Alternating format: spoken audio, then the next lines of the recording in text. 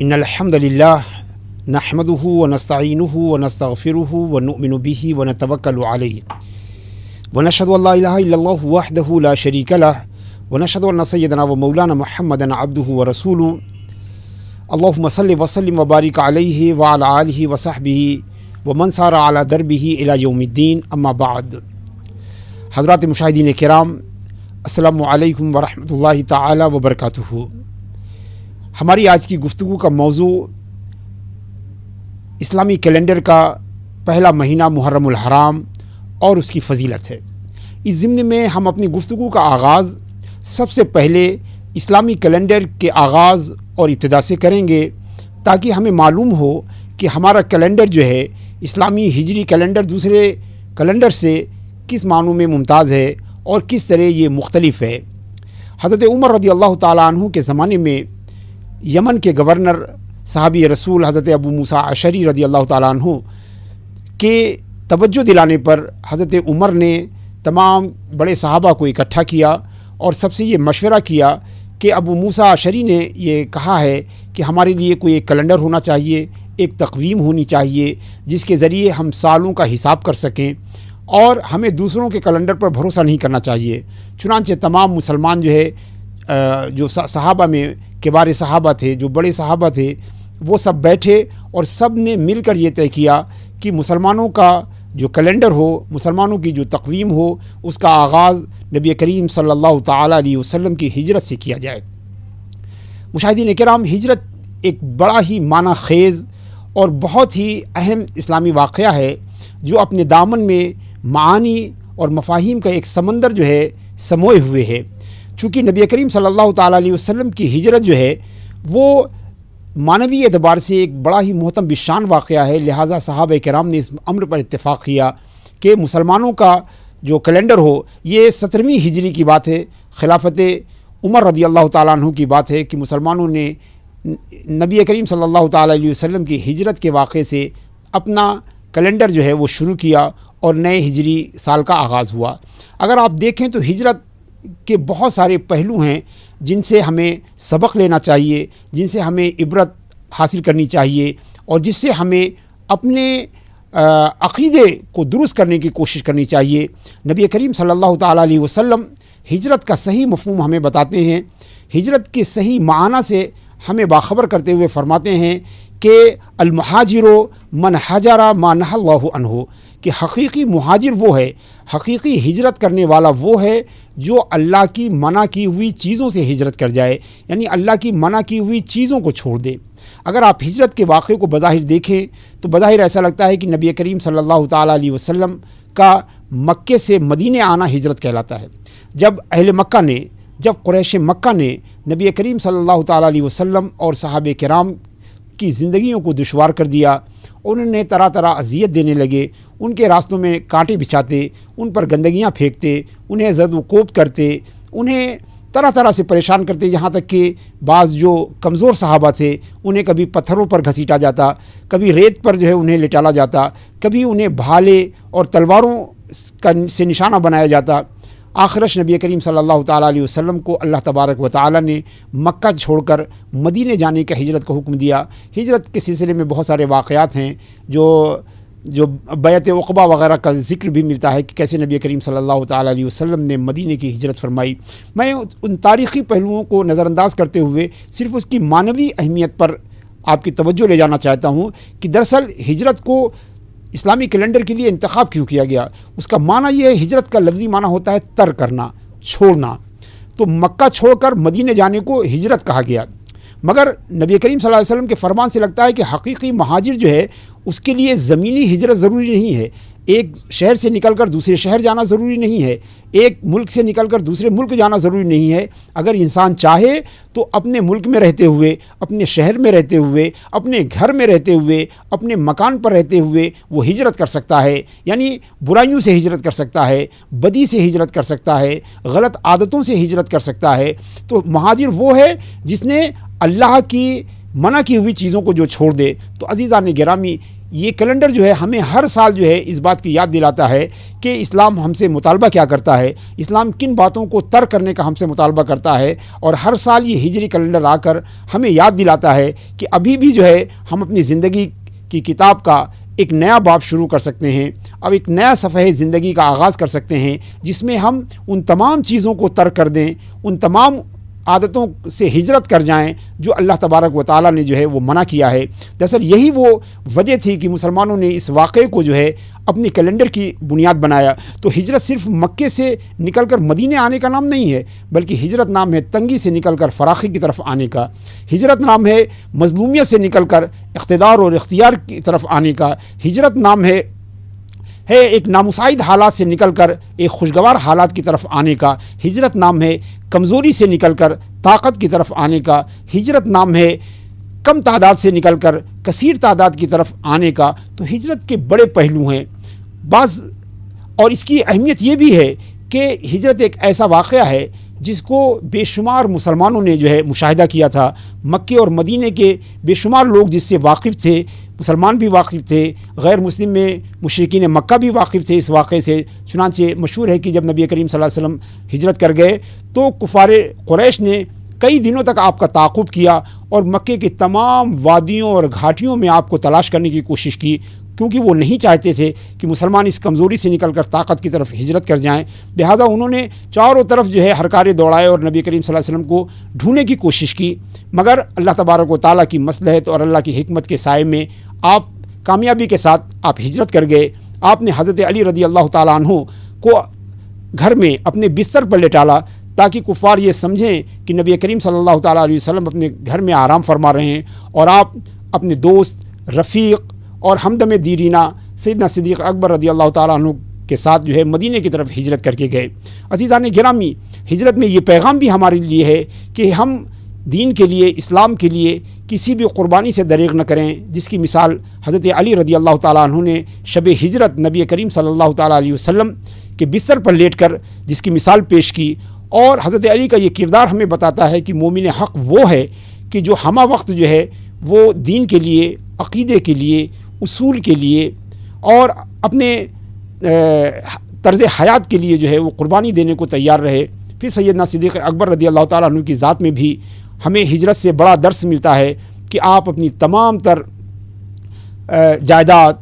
ملکیت اور اپنے خاندان کو ترک کر کے نبی کریم صلی اللہ علیہ وسلم کی صحبت و رفاقت میں جو ہے مکے سے نکل کر آئے، اور کس طرح آپ سائے کی طرح نبی کریم صلی اللہ علیہ وسلم کے ساتھ رہے۔ تو مشاہدین کرام، ہجرت کا پہلا اور اہم درس یہ ہے کہ ہجرت نام ہے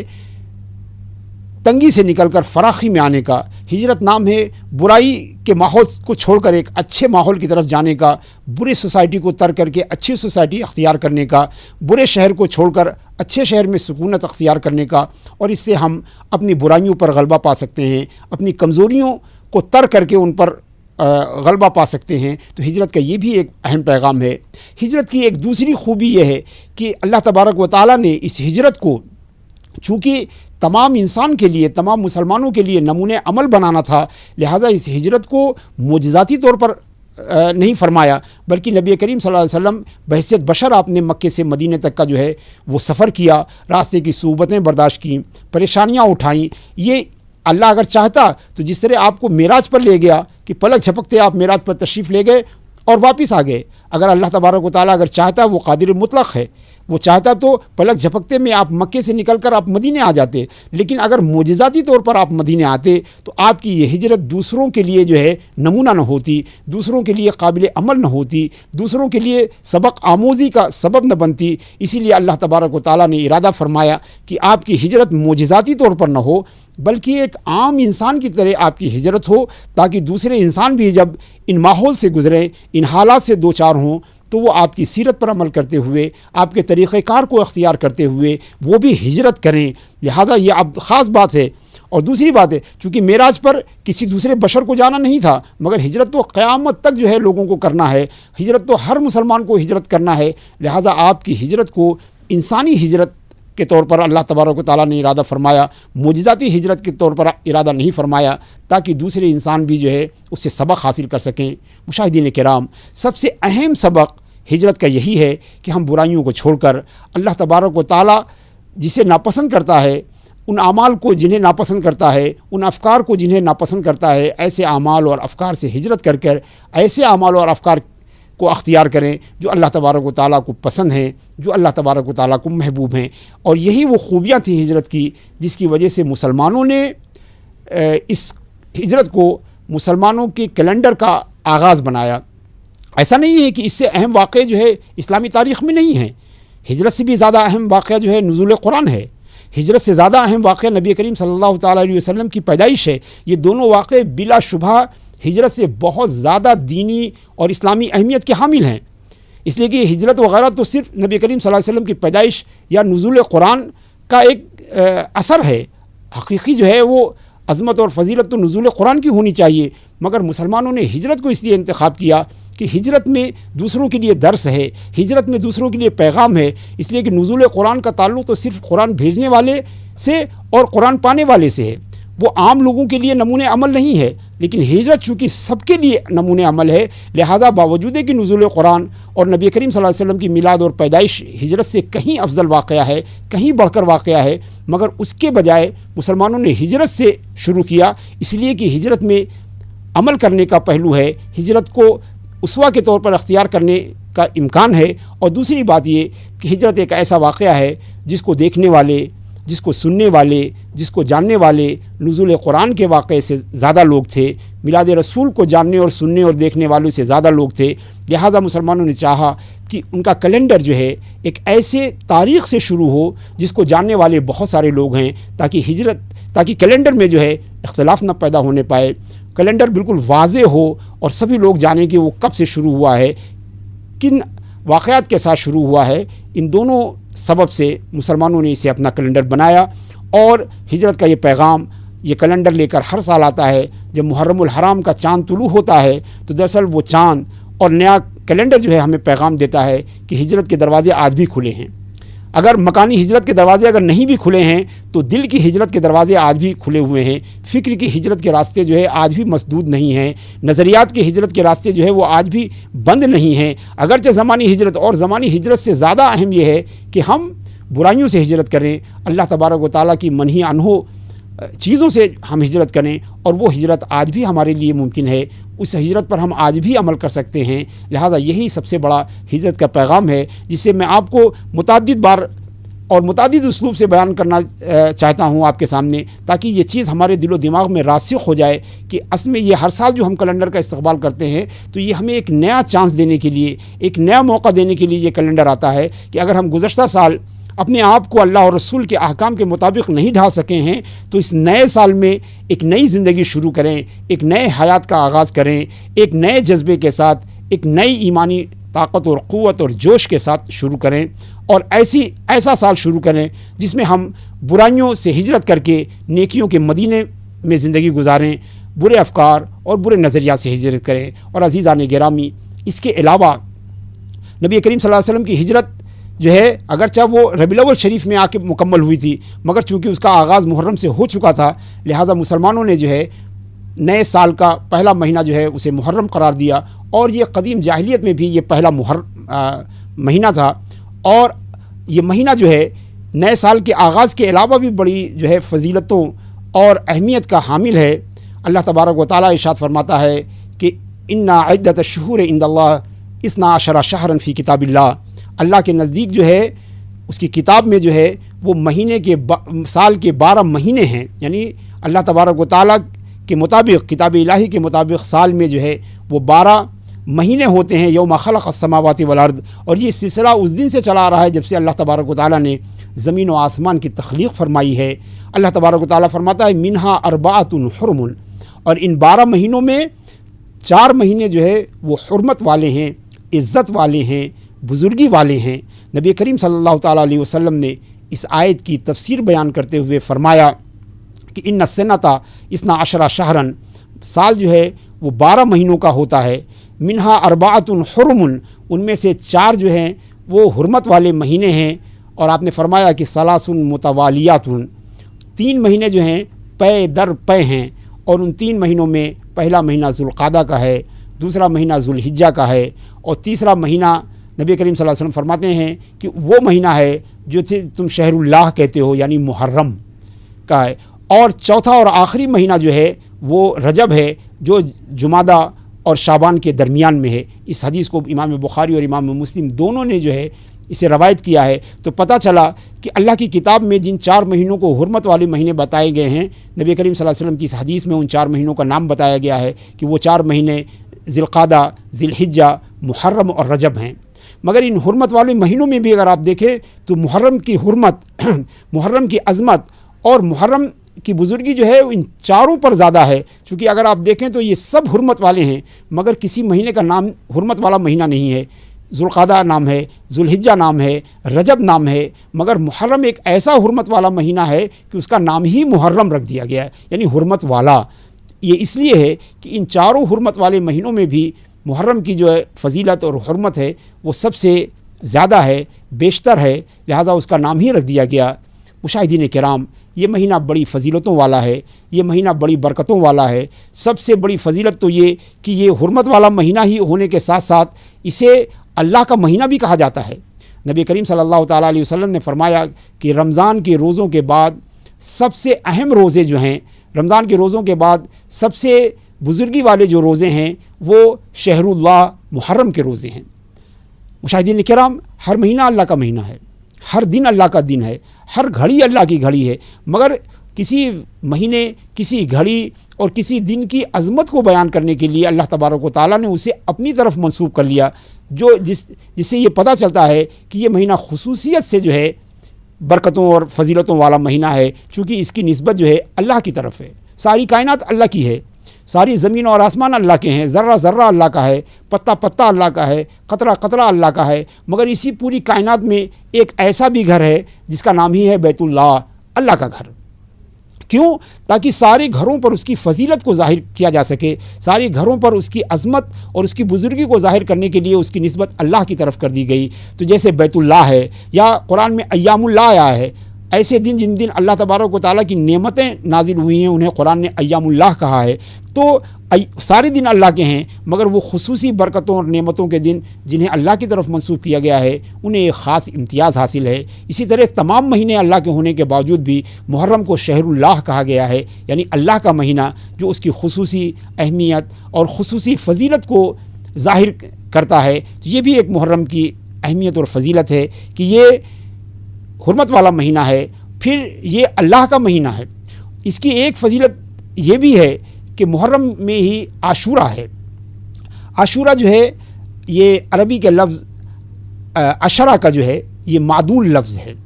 جو تعظیم کو بیان کرنے کے لیے آتا ہے، یعنی محرم کے جو پہلے 10 دن ہیں وہ ایک خاص جو ہے اہمیت رکھتے ہیں، جیسے کہ رمضان کے آخری 10 دن یا بقرعید کے پہلے 10 دن جو ہے حرمت رکھتے ہیں، ویسے ہی جو ہے رمضان کا جو ہے محرم کا پہلا 10 دن جو ہے وہ بھی بڑی برکتوں والا ہے، اور بالخصوص 10ویں محرم جسے ہم عاشورہ کہتے ہیں وہ بڑی ہی اہمیت اور فضیلت کا دن ہے۔ مسلم شریف کی ایک حدیث ہے کہ نبی کریم صلی اللہ تعالیٰ علیہ وسلم جب ہجرت کر کے مکہ مکرمہ سے مدینہ طیبہ تشریف لائے تو آپ نے دیکھا کہ یہودی جو ہے وہ 10 محرم کو جو ہے وہ روزے رکھتے ہیں۔ تو آپ نے پوچھا کہ آخر تم یہ روزہ کیوں رکھتے ہو؟ تو یہودیوں نے کہا کہ اللہ تبارک و تعالیٰ نے اسی دن جو ہے بنو اسرائیل کو فرعون سے نجات دی تھی، لہٰذا ہم خوشی منانے کے طور پر اور اللہ کے شکر کے طور پر جو ہے آج کا دن روزہ رکھتے ہیں۔ تو نبی کریم صلی اللہ تعالیٰ علیہ وسلم نے مسلمانوں سے مخاطب ہو کے فرمایا کہ نحن احق بے موسیٰ منہم، ہم جو ہے موسیٰ کے زیادہ حقدار ہیں، یعنی میں نبی ہوں، وہ بھی اللہ کے نبی ہیں، لہٰذا ہماری جو نسبت اور قربت ہے وہ ان کے مقابلے میں زیادہ ہے۔ فصامہ وامر بصیامہ، تو نبی کریم صلی اللہ تعالیٰ علیہ وسلم نے خود بھی جو ہے وہ روزہ رکھا عاشورے کا، اور مسلمانوں کو بھی روزہ رکھنے کا حکم دیا۔ اور صرف یہی نہیں بلکہ رمضان کے روزوں کے فرض ہونے سے پہلے یہی عاشورہ کو روزہ مسلمانوں پہ فرض تھا، اور اس روزے کی اہمیت یہ ہے، اس روزے کا مقام اور مرتبہ یہ ہے کہ نبی کریم صلی اللہ تعالیٰ علیہ وسلم نے فرمایا، نسائی شریف کی حدیث ہے کہ حضور نے فرمایا کہ مجھے اللہ کی ذات سے امید ہے کہ عاشورے کے روزہ رکھنے سے پورے 1 سال کے گناہ معاف ہو جاتے ہیں. یعنی تصور کیجئے کہ عاشورے کے روزے کی اہمیت کہ اللہ کے رسول فرماتے ہیں کہ ایک روزہ رکھنے سے پورے سال کے گناہ معاف ہونے کی امید اللہ سے کرتا ہوں. تو مشاہدین کرام، یہ مہینہ جو ہے فضیلت والا ہے. عاشورہ جو ہے وہ جو بڑی فضیلت کا دن ہے کہ اور ایسا نہیں ہے بلکہ تمام اہل کتاب جو ہے اس دن کی اہمیت کو مانتے چلے آئے ہیں. ظاہر سی بات ہے کہ اس دن سیدنا موسیٰ علیہ السلام اور بنو اسرائیل کو فرعون سے نجات ملی تھی. تو ظاہر سی بات ہے یہ ہماری اسلامی تاریخ کا ایک بڑا ہی اہم دن ہے. بعض روایتوں میں آیا ہے کہ یہ دن صرف حضرت موسیٰ علیہ السلام کی نجات کا دن نہیں ہے، بنو اسرائیل کی نجات کا دن نہیں ہے، بلکہ اسی دن حضرت آدم علیہ السلام کو اللہ تبارک و تعالیٰ نے آسمانوں سے زمین پر اتارا. اسی دن حضرت ابراہیم علیہ السلام پر جو ہے آتش نمرود جو ہے وہ گلزار ہوئی. اسی عاشورے کے دن جو ہے وہ حضرت نوح علیہ السلام کی کشتی جو ہے وہ جودی پہاڑ پہ جا کے لگی. اور ہم سب جانتے ہیں کہ عاشورے کے ہی دن جو ہے نبی کریم صلی اللہ تعالیٰ علیہ وسلم کے محبوب نواسے امام حسین رضی اللہ تعالیٰ عنہ کی شہادت بھی جو ہے وہ عمل میں آئی. تو اس سے ہم کو لگتا ہے کہ یہ ایک خاص دن ہے، ایک نہایت ہی محترم بشان دن ہے کہ اللہ تبارک و تعالیٰ نے اس دن میں اپنی دنیا کے اتنے اہم واقعات اس دن اللہ کے حکم سے پیش آئے. تو پتہ چلتا ہے کہ یہ ایک نہایت ہی متبرک دن ہے. اسی لیے مسلمان جو ہے اس دن کو روزہ رکھ کر عبادت کے ساتھ اس کو گزارتے ہیں تاکہ اس برکت والے دن ان کی عبادتوں میں، ان کے نیک اعمال میں بھی برکت اللہ تبارک و تعالیٰ کی طرف سے آئے. اور اللہ تبارک و تعالیٰ اس برکت والے دن کے طفیل میں ان کی عبادتوں اور صالح عمل کو بھی قبول فرمائے. نبی کریم صلی اللہ علیہ وسلم خود روزہ رکھتے تھے اور آپ نے فرمایا کہ اگر میں آئندہ سال اگر باحیات رہا تو میں 10 کے ساتھ ساتھ 9 کا بھی روزہ رکھوں گا. لہٰذا سنت یہ قرار پایا کہ 9 اور 10 محرم کو جو ہے وہ روزہ رکھا جائے. اللہ تبارک و تعالی ہم سب کو نیک عمل کی توفیق عطا فرمائے اور اس حرمت اور برکت والے مہینے اور عاشورہ کے فضائل اور برکات سے ہم سب کو جو ہے مستفیض فرمائے. ہمیں دلوں کی ہجرت عطا فرمائے، ہمیں برائیوں سے نیکیوں کی طرف اور خرابیوں سے اچھائیوں کی طرف ہجرت کی توفیق عطا فرمائے. وصلی اللہ تعالی علی خیر خلقہ محمد وآلہ وصحبہ اجمعین برحمتک یا ارحم الراحمین.